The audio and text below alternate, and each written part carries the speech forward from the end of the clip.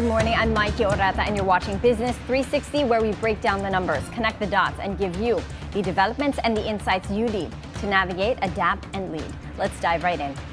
The Philippines' external debt soars to a record $137.63 billion. What does this mean for our economy? Supporters of former President Rodrigo Duterte demand his return to the Philippines. Will political tensions spill over? Elsewhere, Houthi rebels in Yemen threaten to target U.S. warships in the Red Sea, a move that could disrupt global trade and energy markets. And President Donald Trump warns that it could spell trouble if Russia's Putin refuses a 30-day ceasefire with Ukraine. Will diplomacy prevail? All that and more coming up. First, let's take a look at how financial markets performed overnight. U.S. stocks rebounded on Friday as investors searched for bargains after a tumultuous week. President Donald Trump's escalating trade war heightened recession fears and undermined risk appetite among investors. Encouraging inflation data earlier in the week could not fully counteract the uncertainties created by Trump's shifting policies, including tariff threats against the U.S.'s biggest trading partners. The stocks are up today. I think that in part it's a relief rally. There haven't been any tariff headlines so far. I think secondarily, the consumer confidence number coincidentally came in. It was weak. And I think the market kind of wanted some kind of weakness because that may be the impetus for the Fed to make a move at some point. The Dow Jones Industrial Average was up by 1.65%, the S&P 500 up by 2.13%, and the Nasdaq Composite up by 2.61%. Elsewhere over in Europe, markets are also up, with the UK's FTSE gaining 1%, Germany's DAX up by 1.86%, and France's CAC 40 higher by 1.1%. Now, the shares of billionaire Enrique Razon's International Container Terminal Services Incorporated, or ICTSI, dropped last week despite the company's strong earnings and expansion plans. Analysts say that the decline was driven by weak investor sentiment amid escalating U.S. trade tensions, which outweighed positive business developments. Data from the Philippine Stock Exchange shows ICTSI was the second most actively traded stock from March 10th to the 14th, with 2.78 billion pesos worth of 7.39 million shares changing hands. Its stock closed at 381 pesos on Friday, down 1% from its March 7 close of 385 pesos. Year to date, however, it has fallen 1.3%. The drop comes as trade tensions escalate following tariff hikes by former U.S. President Donald Trump. Last Wednesday, the U.S. raised tariffs on steel and aluminum imports, pushing Europe and Canada to retaliate with their own trade barriers. This global uncertainty has made investors more cautious, affecting companies like ICTSI that rely heavily on international trade. The Philippines' external debt reached a record $137.63 billion as of December 2024, as both the government and the private sector took on more loans to meet their financing needs. But the Bangko Sentral ng Pilipinas says that the country's debt level remains manageable, relative to the economy. The debt to GDP ratio dropped to 29.8% from 30.6% in the third quarter, signaling that somehow the economy is growing faster than its debt burden. But what does this mean for Filipinos? A higher debt stock could weaken the peso if investors worry about repayment risks, making imported goods more expensive. On the flip side, government borrowing can fund infrastructure and social programs, potentially boosting economic growth and jobs as long as they spend the money wisely. One driver of the higher debt, foreign investors bought $3.37 billion in Philippine debt securities.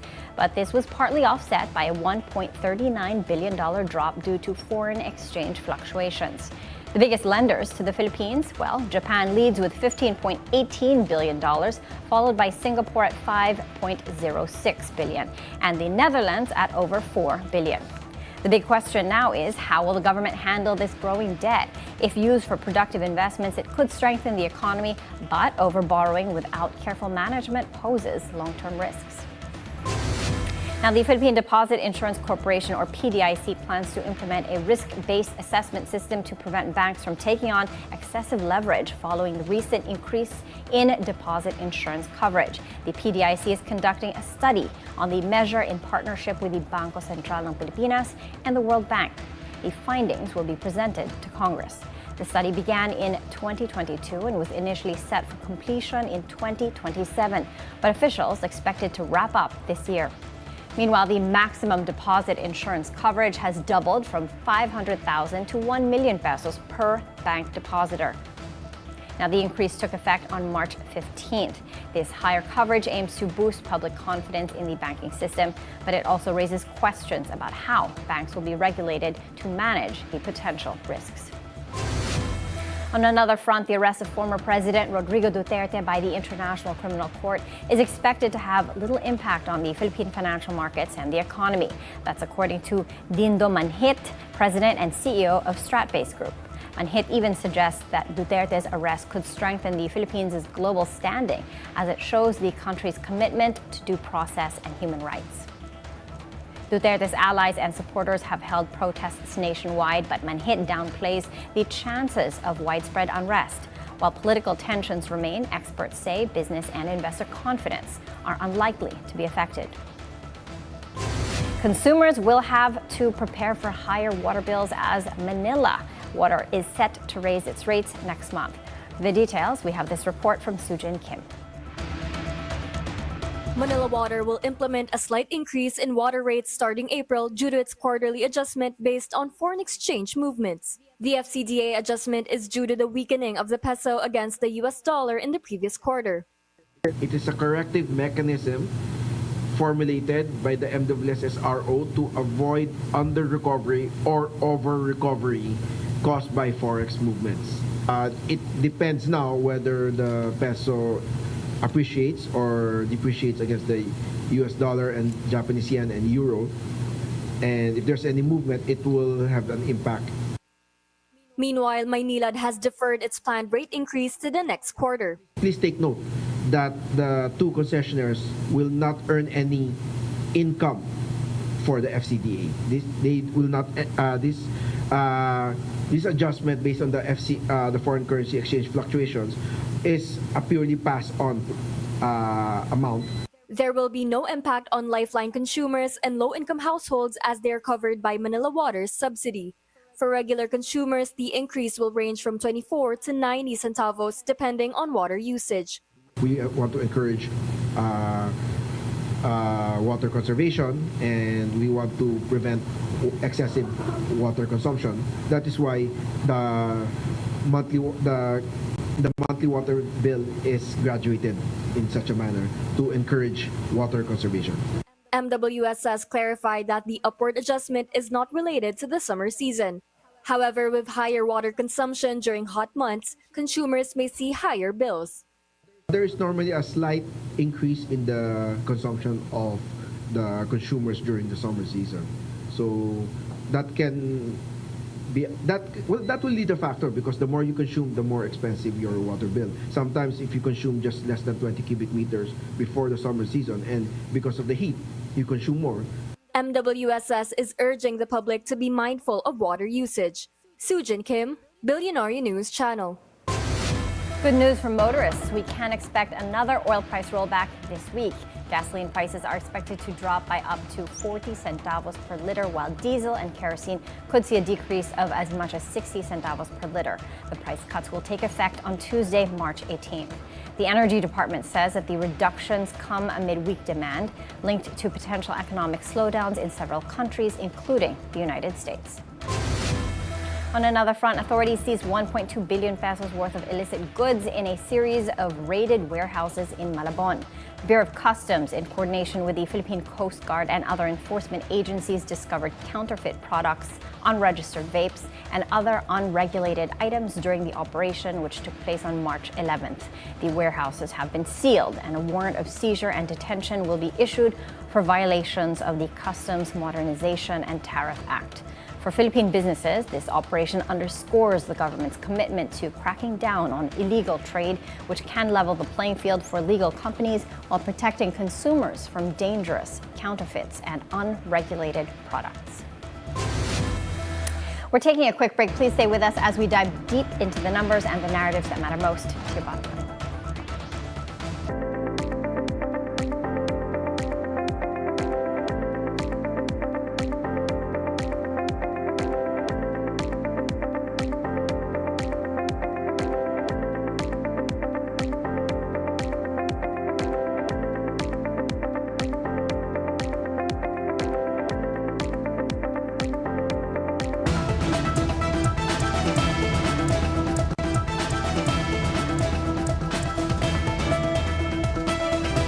Welcome back.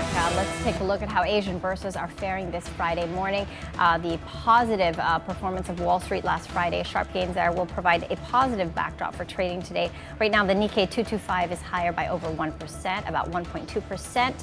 Hong Kong's Hang Seng Index up as well, higher by 0.6%. Shanghai's Composite marginal gains up by 0.1%, and Singapore's Straits Times Index higher by 0.7%. Here at home, recall the Philippine stock market closed higher for a second straight session last Friday, with the main gauge rising 0.8% to 62.94, just shy of the 6,300 level. Investors were encouraged by hints from the Bangko Sentral ng Pilipinas that interest rates could be lowered as soon as April, and a rate cut would inject more money into the economy and potentially boost profits on the corporate front. Now, despite the recent gain, the market was slightly lower compared to the previous week as investors remain cautious due to the political and economic uncertainties. Experts note that stock prices remain low, presenting opportunities for long-term investors. However, global factors, especially fluctuating U.S. trade policies, are keeping the market's advance in check. Analysts expect the PSE index to trade between 6,000 and 6,530 for now. Investors are also closely watching corporate earnings reports and March inflation data locally, which could shape the main gauge's next moves. Now, let's take a look at how the market is doing this Monday morning. As of 10:14, the PSE index is higher by 0.6% to 63.29. We're at the 6,300 level. That's good news. All shares index higher as well, up by 0.3% to 37.33. As for the sub-indices, I'm seeing a mixed picture here. The financials, mining and oil and property counters are limiting the market's advance. They're in the red, while the industrial, holding firms and services counters are in the green, with the holding firms and services sector up over 1% in early trade. Now, the foreign exchange market, the peso opened flat at 57.20 against the greenback from its previous close. Now, supporters and allies of former President Rodrigo Duterte are demanding his return to the Philippines from the Netherlands. For the details, we have this report from Paolo Barcelona. Re-electionist Senators Bato de la Rosa and Bongo made a plea to fellow supporters of ex-President Rodrigo Duterte in a rally held in Manila Saturday. Senator Bato, a known Duterte ally and former PNP chief, appealed to hush. Ako po'y nakikiusap sa inyo na kahit kayo'y galit na, kahit kayo'y nanggigigilan ng gusto dyan, dahil sa inustisya na ginagawa nila, ako pa rin na nakikiusap sa inyo. I am appealing for your sobriety. Sana kalma lang tayo. Huwag tayo gumawa ng dahas. Dahil pagdating sa dahas, bibigyan natin sila ng rason na mag-declare ng martial law. Senator Go, the ex-special assistant to the president, turned emotional and asked politicians to help the former chief executive. Alam ko mga politiko, nakikinig kayo. Konsensya naman kayo. 6 na taon kayong minahal ni Tatay Digong. Pinansin kayo, minahal kayo, pinaglingkuran kayo. Sana naman, huwag nyo namang hayaan. Sabi ko nga, makakatulog pa ba kayo sa gabi? Actor and senatoriable Philip Salvador also showed up. Kinalabit niya ba ang gatilyo? Siya ba ang pumarel? Siya ba ang pumatay? Hindi! Pero ano ginagawa nila? Ginagawa nilang kriminal ang ating ama. Vlogger Jim and retired soldier Rolando has no other wish but for Duterte to to be allowed to come back home. Siyempre po, nasasaktan po kami. Nasasaktan po talaga. Kasi sa kabila ng 6 years na pagserbisyo sa atin, maganda niyo po ipakita niya sa ating bansa. Nila ang pag-resolve yung problema na maibalik siya dito sa ating bansa. Sapagkat kinuha siyang illegal, sila ang gumawa rin upang maibalik siya dito. Prayer rallies were also held in different areas of the Philippines, like in Angeles City in Pampanga and Duterte's Bulwark, Davao, with the Liwasang Bonifacio rally being the main venue. Police estimates that at least 2,000 people attended Saturday's gathering in the nation's capital. The former president's ICC troubles are far from over as he's set to face the International Criminal Court in September. But for his supporters, the fight is not yet over as they want to see the day that former President Duterte finally comes home. Paulo Barcelon, Bilyonaryo News Channel. Davao City Mayor Sebastian Duterte criticizes President Bongbong Marcos over the illegal arrest and transfer of his father to the International Criminal Court, alleged. Now, speaking at the 88th Araw ng Davao celebration, the mayor said that President Marcos will never win the support of Duterte's followers. He adds that beyond government resources and the president's term, he believes that Marcos's reputation has been affected by this. Assistant counsel to the ICC, Cristina Conti, believes the habeas corpus petition at the Supreme Court of former President Duterte's children is an exercise in futility. Ivy Reyes tells us why. Walang magagawa para bawiin si Duterte mula sa ICC custody. Assistant to counsel to the International Criminal Court, Cristina Conti, explains how the technicalities of the arrest warrant answer many questions about former President Rodrigo Duterte's case. First, the warrant is named the Office of the Prosecutor versus Rodrigo Duterte. According to Conti, this means that Duterte's case is entirely under the prosecutor and that any relief, such as a temporary release, will be up to the ICC. Moreover, this case name also explains why the Duterte children's petition for habeas corpus will not work to get the ex-chief back home. Ang habeas corpus ay pwede mo lamang ikaso dun sa custodian o may hawak dun sa tao at pagpapaliwanagan sila kung bakit mo sila hawak. Hindi na under custody ng Pilipinas o nung mga kinasuhan yung tao. While Conti agreed that the constitutionality petition filed by Senator Bato de la Rosa can still be tried, the case of Pangilinan versus Cayetano takes precedence. Na sinasabing may residual obligations ng Pilipinas na kahit umatras na siya ng ICC dahil merong matter under the consideration of the court. In the said case, the Supreme Court referenced Article 127 of the Rome Statute, saying that states are not absolved of their obligations while it was a party to the statute and shall not affect any cooperation on matters of consideration prior to the state's withdrawal. Second, Conti added that the burden of proof doesn't lie on the victims. Kaya sa totoo, yung mga biktima, bagaman tatayo na parang private complainant kung tawagan natin dito, ay sa kalakhan wala naman silang, wala sa kanilang ebidensya sa Office of the Prosecutor. She also feared for victims and witnesses, saying they are vulnerable to any retaliation, not only from Duterte's camp, but also his supporters. Meanwhile, Conti stated of the possibility of Vice President Sara Duterte being involved due to her role as mayor and vice mayor of Davao City. However, she may only be investigated, not accused, as the court will only look for the most responsible in the case. Ivy Reyes, Bilyonaryo News Channel. Elsewhere in the world, Yemen's Houthi fighters retaliate against U.S. airstrikes. The group's spokesperson said on Sunday that they targeted the U.S. aircraft carrier USS Harry Truman and its warships in the Red Sea with ballistic missiles and drones in response to the U.S. attacks. However, no evidence was provided to support his claim. He also stated that they would resume attacks on Israeli ships passing through the Red Sea if Israel does not lift its block on aid entering Gaza.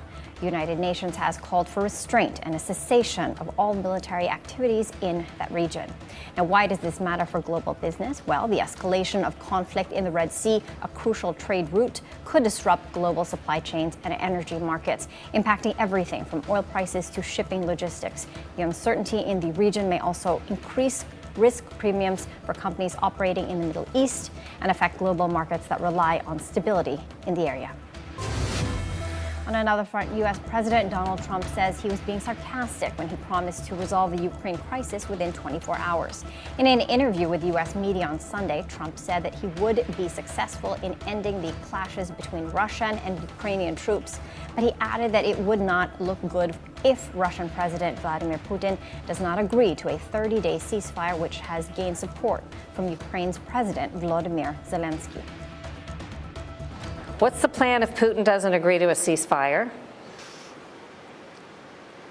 Bad news for this world because so many people are dying, but I think he's going to agree. I really do. I think I know him pretty well, and I think he's going to agree.